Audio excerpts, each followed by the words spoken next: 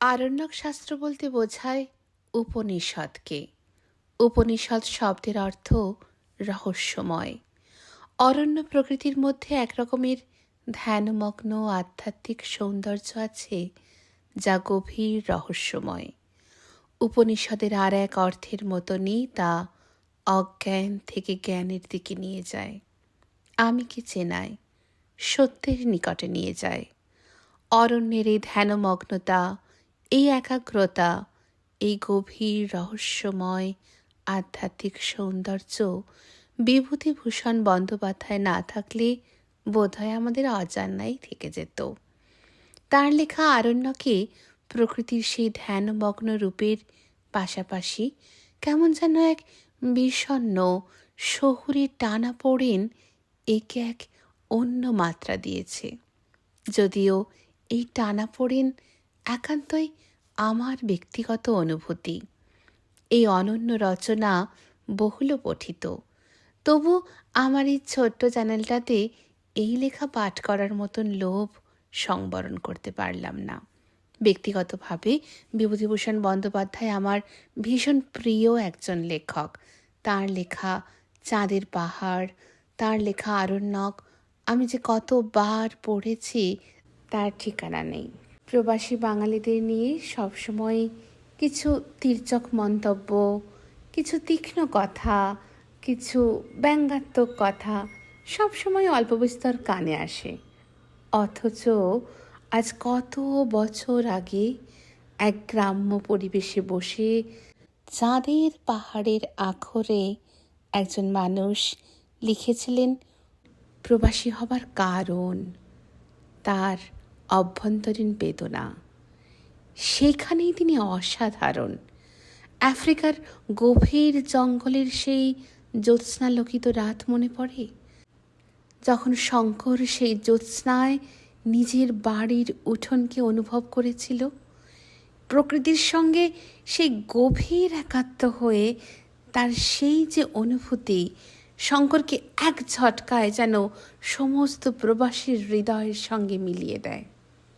আজকের আধুনিক দুনিয়ায় দাঁড়িয়েও, আজকের আধুনিক সমস্ত সুযোগ সুবিধে, সমস্ত আধুনিকতাকে হাতের মুঠোতে পেয়েও যেখানে মানুষ নিজের মনের এতটুকু উদারতা দেখাতে পারে না, এতটুকু উদারতা নিয়ে দাঁড়াতে পারে না, নিজের বা নিজের সন্তানের সাফল্যের মাপকাঠি পর্যালোচনা করে নিজের সন্তানকেও যেখানে লোকে ছেড়ে দেয় না, সন্তানসম মানুষকেও ব্যঙ্গ ও টিটকিরিতে বিদ্ধ করে দিতে পিছপা হয় না, এমন ঘটনা দেখা যায়, সেখানে কোন অমৃতে লেখক এমন এমপ্যাথি, এমন সহমর্মিতা, এমন উপনিষদীয় অনুভূতি আনতে পেরেছিলেন? এখানেই বোধহয় তিনি বিভূতিভূষণ বন্দ্যোপাধ্যায়। জেনে নিই তার জীবনের কথা ছোট করে, তার শৈশব কৈশোর যেটুকু লেখা আছে আরণ্যক গ্রন্থের মুখবন্ধের আগে। পড়ছি, শুরু করছি, সঙ্গে থাকবেন, খুব ভালো থাকবেন। নমস্কার।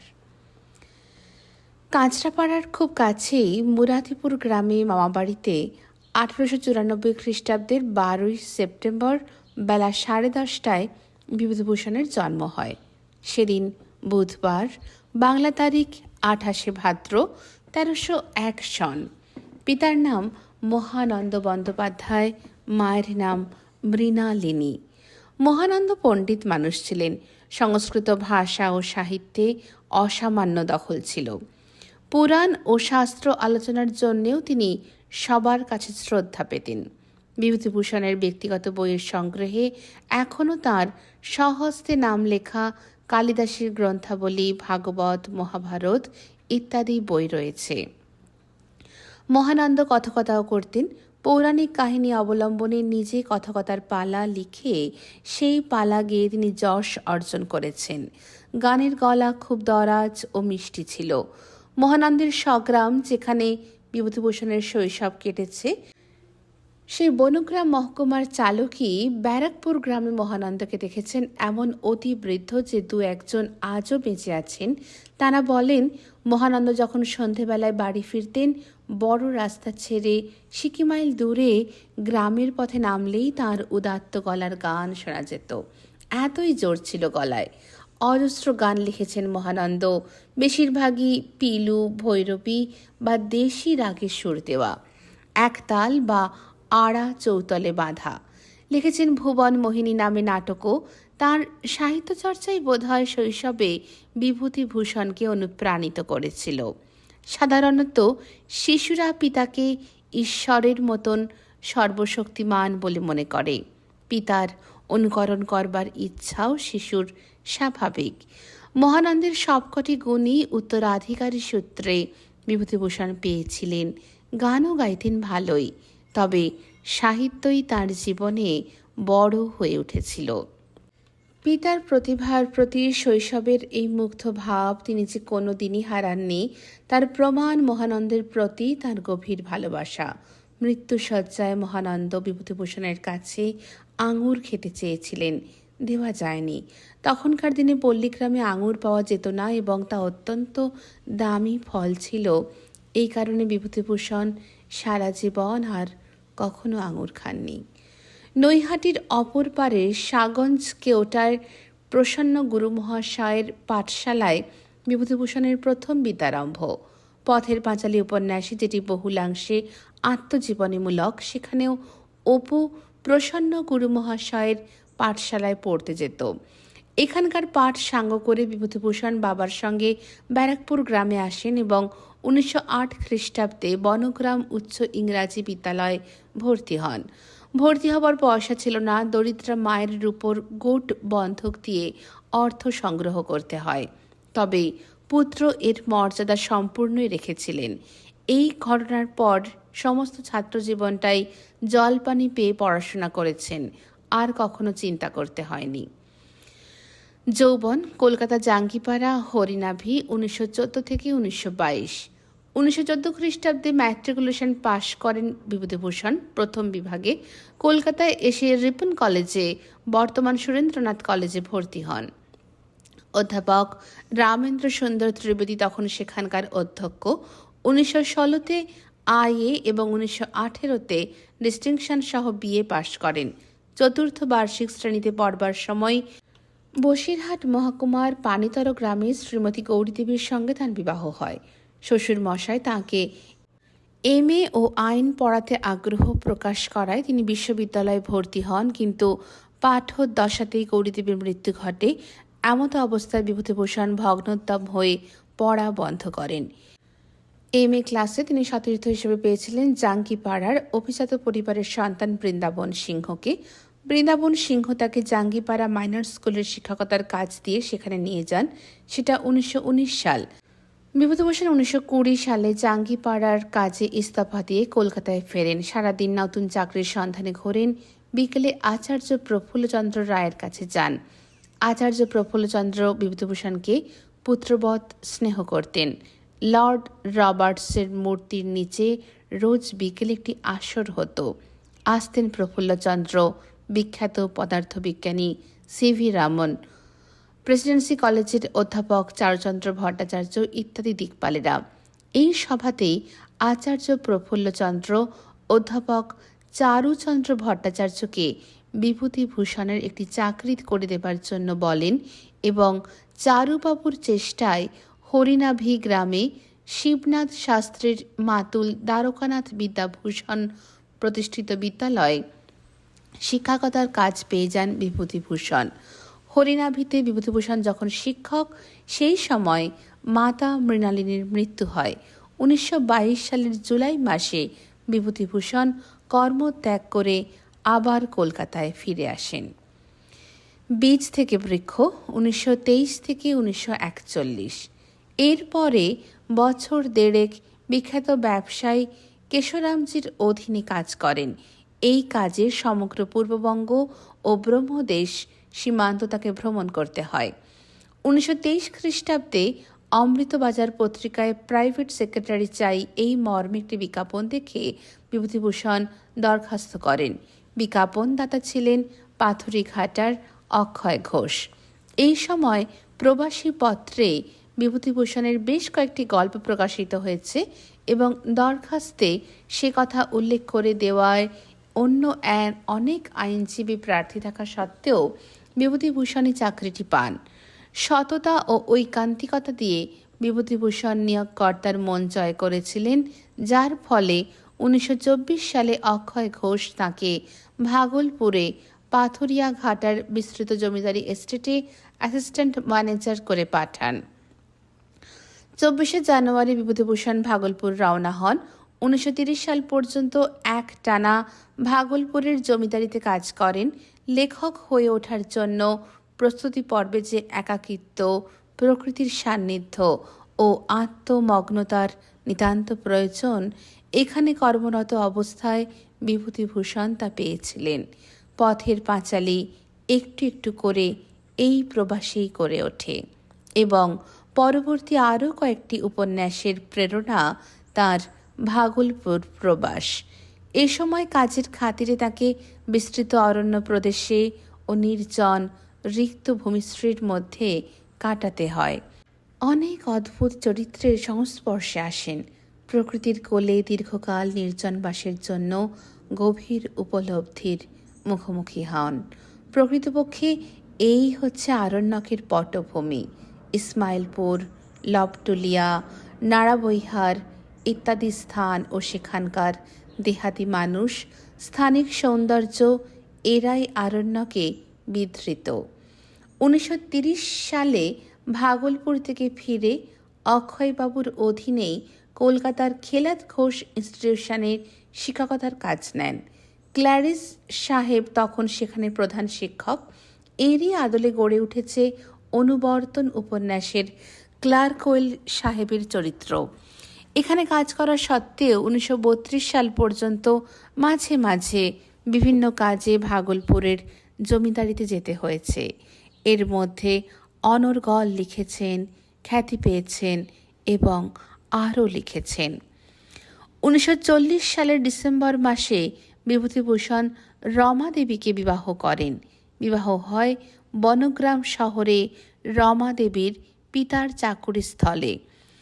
রমা দেবীও তখন বিভিন্ন পত্রপত্রিকায় নিয়মিত লেখিকা। 1941 সালের 1 ডিসেম্বর খেলাত ঘোষ ইনস্টিটিউশন ছেড়ে বিভূতিভূষণ পাকাপাকিভাবে স্বগ্রাম ব্যারাকপুরে গিয়ে বসবাস করতে থাকেন। 30-এর দশকে বিহারে সিংভূম জেলার ঘাটশিলায় তিনি একটি ছোট বাড়ি কিনেছিলেন। বছর কয়েক মাস সেখানেও থাকতেন। 1947 সালে তার একটি পুত্র জন্মগ্রহণ করেন। 1941 সাল থেকে আমৃত্যু তিনি ব্যারাকপুর গ্রামের কাছেই গোপালনগরে হরিপদ ইনস্টিটিউশনে শিক্ষকতা করেন। 1950 সালের 1 নভেম্বর বাংলা তারিখ 15 কার্তিক 1357 সন রাত 8টা 15 ঘাটশিলার বাড়িতে বিভূতিভূষণ বন্দ্যোপাধ্যায় লোকান্তরিত হন।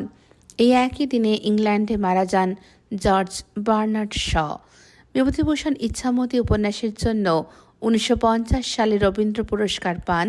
এই পুরস্কার মৃত্যুর পরে ঘোষিত হয় ও মরণোত্তর পুরস্কার হিসেবে স্ত্রী রমা দেবী গ্রহণ করেন। গ্রন্থ পরিচয়: 1937 থেকে 1939 খ্রিস্টাব্দ আরণ্যকের রচনাকাল। ভাগলপুরে দেখা অরণ্য প্রকৃতি, বনবাসীরা লেখকের মনে যে স্থায়ী ও গভীর ছায়াপাত করেছিল, এই উপন্যাস তারই ফলশ্রুতি। আরণ্যক উত্তম পুরুষে রচিত হলেও এটি যে দিনলিপি বা লেখকের প্রবাসবাসের শুষ্ক প্রতিবেদন মাত্র তা নয়। তা লেখক গ্রন্থারম্ভে একটি ক্ষুদ্র ভূমিকায় পাঠকদের জানিয়ে দিয়ে বলেন যে আরণ্যক উপন্যাস। ভূমিকার ভাষালালিত্যে ও সুদূর ভিসারী কল্পনার মাধুর্যে পাঠ শুরু করার আগেই মনে বিরাট কিছুর প্রত্যাশা জাগে। প্রবাসী মাসিক পত্রে আরণ্যক ধারাবাহিক প্রকাশিত হয়েছিল গ্রন্থাকারে। প্রথম প্রকাশ করেন কাত্যায়নী বুক স্টল। বর্তমানে মিত্র ও ঘোষ প্রকাশিত সংস্করণটি প্রচলিত আছে।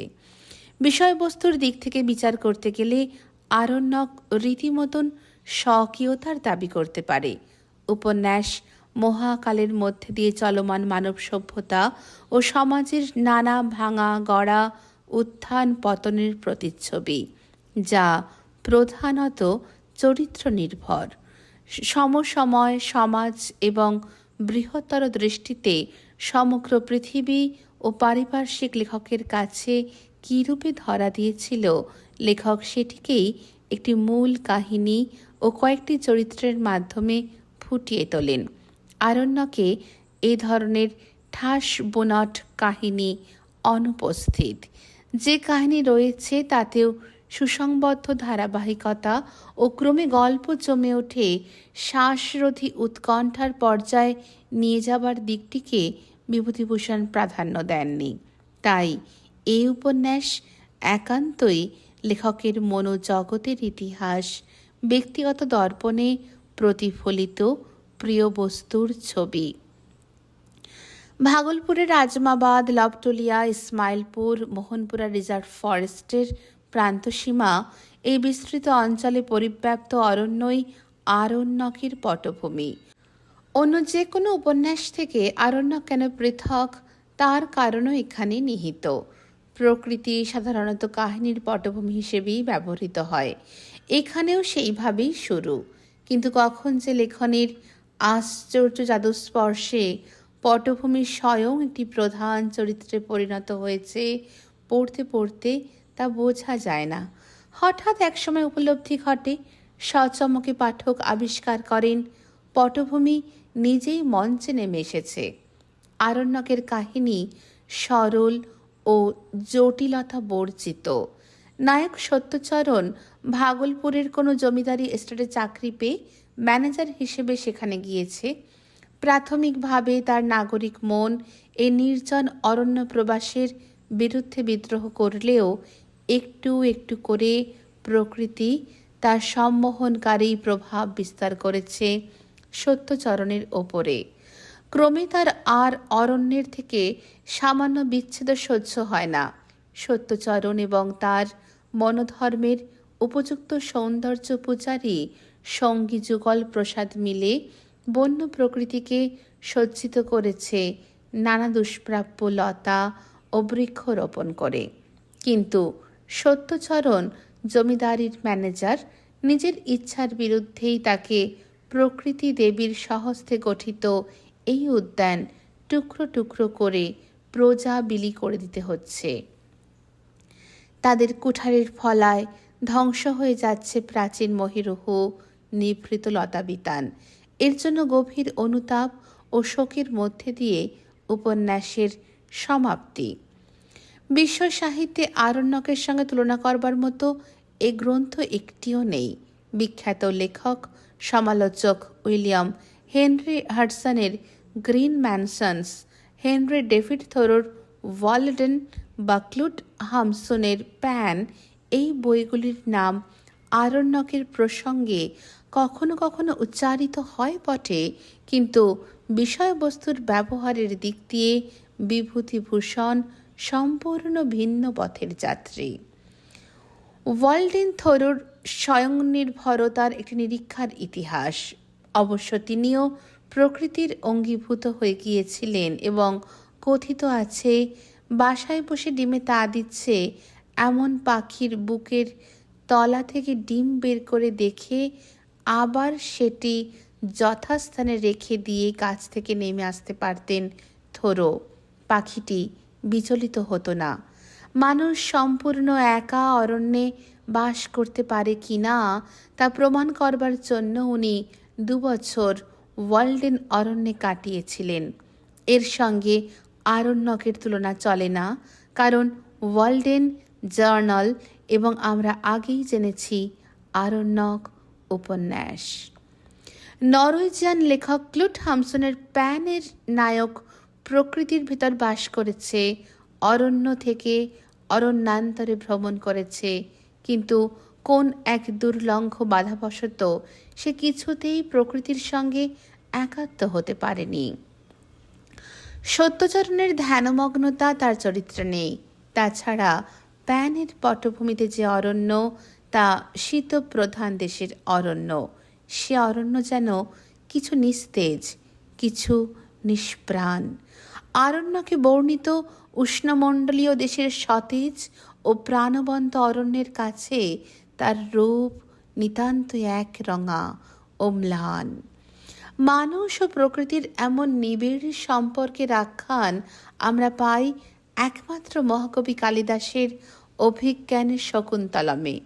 শকুন্তলার সঙ্গে আশ্রম তরুশ্রেণীর, বিশেষ করে বনতোষিনীর আত্মিক সম্পর্কই সম্ভবত আমাদের পরিচিত সাহিত্যে একমাত্র উদাহরণ যা আরণ্যকের ক্ষেত্রেও প্রযোজ্য।